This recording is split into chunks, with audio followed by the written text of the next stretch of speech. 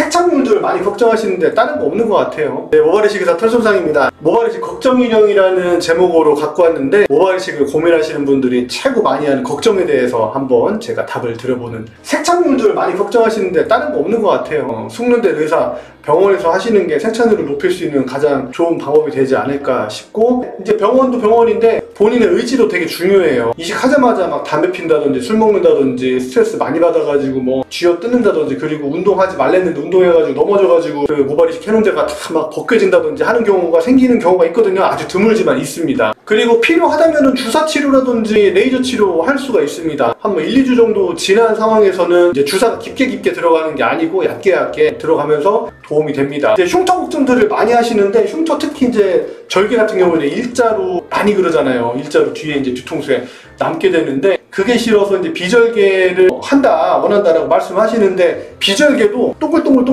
동글뱅이 흉이 굉장히 많이 남아요. 그래서 일자 흉터가 싫으면 이제 동글뱅이 흉이 남기는 하지만 비절개를 선택을 하시는 경우가 많고, 비절개도 이제 팁이 뭐 1mm, 0.9mm 작아질수록 아무래도 눈에 좀 덜 띄게 되는데, 이것도 사람마다 좀 다릅니다. 모낭이 원체 굵고 크신 분들은 뭐 심하면 1.2mm까지 잘 안 쓰긴 하지만 그런 경우도 있어요. 그래서 사람마다 다르고 살성이 다르고, 그리고 켈로이드 체질 같은 경우에는 FUE, 그러니까 비절개를 해도 뒤에 남는 경우가 있습니다. 그건 알고 계셔야 되고, 절개라고 해서 무조건 흉이 크게 남느냐 그것도 아니고, 비절개라고 해서 흉이 무조건 안 남느냐 그거는 아닙니다. 절개 흉터가 걱정된다 그러면 소독 같은 것도 잘 해주셔야 돼요. 염증이 생기면 생길수록 그 부분에 머리카락이 안 날 가능성이 높아지니까 소독 드레싱 잘 해주셔야 되고, 처방해드리는 항생제 보통은 일주일에서 열흘 정도 처방을 해드리는데, 그건 이제 제때제때 잘 드셔주셔야 되고, 만약에 염증이 생기거나 통증이 참을 수 없다, 진물이 난다, 뭐 화끈화끈하다 그러면 그때 그 즉시 주치의 선생님하고 상담받고 진료 보고 치료 플랜을 짜는 게 좋습니다. 이거는 이제 방치하고 하다 보면 괴사된다거나 썩는 경우가 생깁니다. 그리고 많은 분들이 이제 암흑기 걱정을 하시는데, 심고 났는데 머리카락이 신기한 게 바로 씨앗을 뿌렸다고 새싹이 올라오는 게 아니고 한 석 달 정도는 머리카락이 쭉 빠졌다가 새롭게 올라와요. 그러니까 이게 머리면 이런 식으로 들어가 있는 거죠. 머리카락이 탈락돼서 씨앗은 아래에 있는데 머리카락이 탈락되다 보니까 이게 심은 건지 안 심은 건지 밍숭맹숭한 민둥산이 되거든요. 근데 시간 지나면 점점 올라와서 석 달에서 6달 사이에는 차츰 올라옵니다. 그래서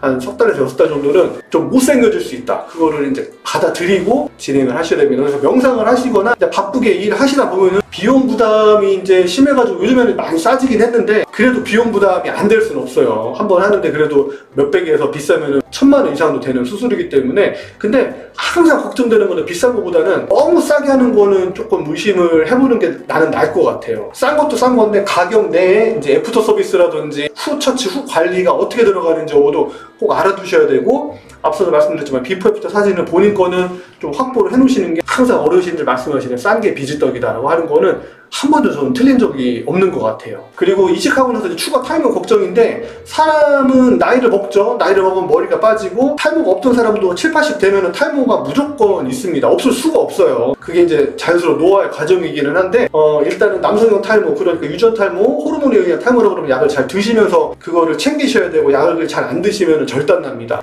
또 추가 탈모 걱정이신 분들이라고 하면은 술이나 담배라든지 이런 거를 진짜 한 값씩 두 값씩 피고, 술은 말술에다가, 이런 분들이 이제 탈모 걱정된다 그러면 아이고 술 담배를 좀 끊고서 걱정을 하셔야 되는데, 할 거는 다 해놓고서는 나한테 치료를 저렇게 말씀을 하시면 내가 어쩌자는겨. 애초에 이제 1차 안 끝나는 분들이 2차라든지 추가 이식 자체를 고려한다. 너무 넓은 경우에는 한 방에 끝내려고 하기보다는 뭐 2차라든지 3차, 필요하면 4차까지도 해야 될 수도 있습니다. 나이 먹고 약을 먹음에도 불구하고 빠지는 부분들이 생길 수도 있고, 또 너무 만족해서 더 하고 싶은 부분도 생길 수도 있고, 했는데 생각보다 안 나와서 되는 경우도 있을 거고. 그래서 스타일링이 이식하고 난 다음에 될지 안 될지 걱정을 하시는데, 일단은 원장 선생님하고 이제 원하는 이마 높이를 설정을 해야 됩니다. 너무 낮아도 불만이고 너무 높아도 만족도가 떨어질 수가 있어요. 그렇기 때문에 이마 높이를 설정을 하셔야 되고, 이제 젊은 사람들 좀 낮추기를 원하고, 이제 나이가 있다 하더라도 너무 낮은 것보다는 약간 중간 위쪽 이마 선을 설정을 하시는 거를 추천을 드리고, 염색 같은 경우는 수술 후 이제 한 달, 탈색은 되도록이면 안 하는 게 좋고요. 이식을 하고 난 다음에 한 1년 정도면은 3개월 후부터 자란다고 가정을 했을 때 1년째면은 한 9cm 정도 자라니까, 남자분들 9cm면 충분히 길거든요.